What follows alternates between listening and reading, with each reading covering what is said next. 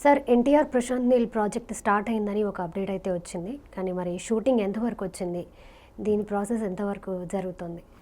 ఒకటే షూటింగ్ జరిగింది, ఓకే, ఎంతవరకు వచ్చింది కాదు కానీ, బట్ ఇక్కడ ఎక్కడ జరుగుతుంది అనేది అంటే రామోజీ ఫిల్మ్ సిటీలో జరుగుతుంది. దాదాపు 3000 మంది జూనియర్ ఆర్టిస్టులతో షూట్ అయితే స్టార్ట్ చేశారు.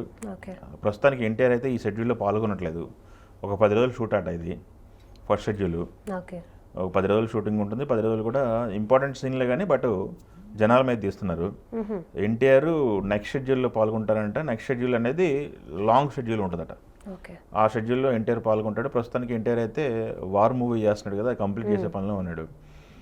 అది అయిపోయిన తర్వాత కంప్లీట్గా ఈ సినిమాకి డేట్స్ ఇస్తాడు ప్రశాంత్ నీల్ సినిమాకి. ఆ ప్రశాంత్ నీల్ సినిమా అయిపోయిన తర్వాత దేవరా 2 గురించి ఆలోచిస్తారని చెప్పేసి మనకు తెలుస్తుంది. ఓకే, ఇది అఫీషియల్గా కాదు, అన్అఫీషియల్గా తెలిసిన ఇన్ఫర్మేషన్ అనమాట ఇదంతా కూడా. ప్రశాంత్ నీల్ సినిమా అయితే నెక్స్ట్ జనవరి 9న రిలీజ్ చేయాలని చెప్పేసి ఆలోచిస్తున్నారు. ప్రెస్టేజ్ మూవీ బ్యానర్ తెలుగు సినిమాలో మనకి మైత్రి మూవీ మేకర్స్ లేటెస్ట్గా వరల్డ్ వైడ్గా పెద్ద హిట్ ఇచ్చినటువంటి పుష్ప సినిమా మనం చూసాం. పుష్ప 2 తర్వాత వస్తున్నటువంటి ఆ బ్యానర్లో వస్తున్నటువంటి పెద్ద ప్రాజెక్టు ప్రశాంత్ నీల్ ఎన్టీఆర్ ప్రాజెక్ట్ అనమాట. ఈ ప్రాజెక్ట్కి అయితే భారీ ఎత్తున ఖర్చు పెడుతున్నారు, భారీ రేంజ్లో చేయాలని చెప్పేసి వాళ్ళు ఆలోచన ఉంది. ప్రశాంత్ నీల్ కూడా నా కెరీర్లో బిగ్గెస్ట్ ప్రాజెక్ట్గా ఆయన ఎక్స్పోజ్ చేసుకున్నాడు దీన్ని. మనం ప్రశాంత్ నీల్ ప్రాజెక్టులు చూసాం. ఉగ్రం తర్వాత ఉగ్రం మంచి హిట్ పడింది. ఉగ్రం తర్వాత ఆయన ఆలోచన మారిపోయింది, స్పాన్ మారిపోయింది. దాదాపు ఆయన ఊహకందని ఒక కొత్త ప్రపంచాన్ని క్రియేట్ చేస్తున్నాడు. కేజీఎఫ్లో చూసాం మనం. మొత్తం కూడా ఒక బిగ్ లెవెల్ థాట్స్ అనమాట ఆయన. ఆ కొత్త ప్రపంచంలో ఎలా 2 పార్ట్లు చేసి హిట్ కొట్టాడు అనేది. మళ్ళీ కేజీఎఫ్ 3 కూడా ఉంటుంది అంటున్నారు, మరి చూడాలి దాని సంగతి. బట్ సలార్ అనేది ఒక కొత్త ప్రపంచం. సలార్ క్రియేషను, కాన్సార్ సామ్రాజ్యాన్ని క్రియేట్ చేయటం, కాన్సార్ సామ్రాజ్యంలో వారు, ఈ నేపథ్యంలో నడిచింది సలార్ కూడా. సలార్ పార్ట్ 2 అనేది ఉంది. అది ఎప్పుడు చేస్తారు ఏంటి అనేది అదొక ఎన్టీఆర్ ప్రశాంత్ నీల్ ఈ ఎన్టీఆర్ ప్రాజెక్ట్ అయిపోయిన తర్వాత సలార్ 2 అంటున్నారు. సో ఇప్పుడు సలార్ ఈ దీంట్లో కొత్త ప్రపంచం చూపించిపోతున్నాడా, లేకపోతే రెగ్యులర్ వరల్డ్లో జరిగే క్రైమా, లేకపోతే థ్రిల్లరా, ఏ జోనర్లో సినిమా ఉంటుంది, ఎన్టీఆర్ గెటప్ ఎలా ఉంటుంది అనేది ఒక సస్పెన్స్గానే ఉంచారు ప్రస్తుతానికి. బట్ యాక్షన్ డ్రామా అనేది అయితే కన్ఫర్మ్. అది యాక్షన్ డ్రామా అనేది మస్ట్ సినిమాలో. బట్ ఏ బ్యాక్డ్రాప్ తీసుకుంటాడు ఏంటి, కొత్త ప్రపంచం క్రియేట్ చేస్తారా, మళ్ళీ ఉన్న ప్రపంచంలోనే కొత్త యాంగిల్ తీసుకుంటాడు అనేది క్యూరియాసిటీ ఉంది.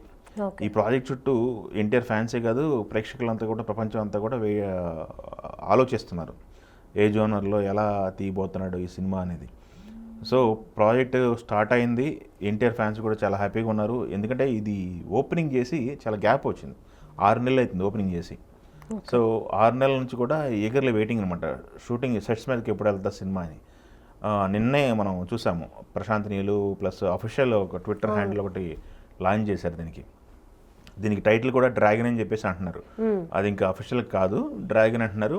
లేటెస్ట్గా ఒక డబ్బింగ్ సినిమా కూడా రిటర్న్ ఆఫ్ ది డ్రాగన్స్ అని చెప్పేసి వాళ్ళు పెట్టడం జరిగింది.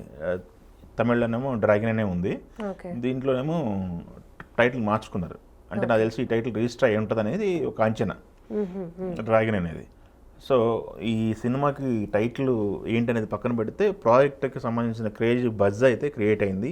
ఈ సినిమా స్టార్ట్ అయింది నిన్నే, ఒక 10 రోజులు షూట్ ఉంటుంది. దాని తర్వాత సెకండ్ షెడ్యూల్లో మ్యాక్సిమం ఎన్టీఆర్ ఉన్నటువంటి పార్ట్ వరకు కూడా కంప్లీట్ చేయాలనేది ఒక టార్గెట్ ఉందంట వాళ్ళకి. సో దాని ద్వారా వెళ్తారు.